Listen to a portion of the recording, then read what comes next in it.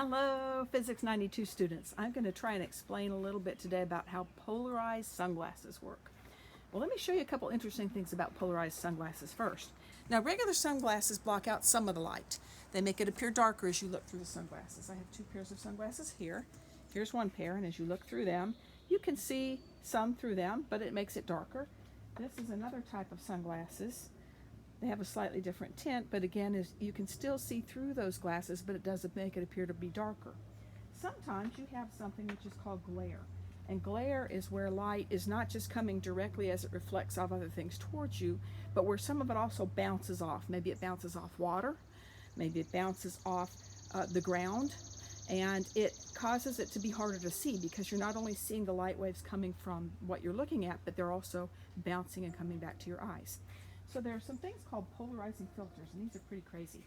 With polarizing filters, you can see through both of those. They are the same. They are polarizing filters which filter out light that is going in one particular orientation.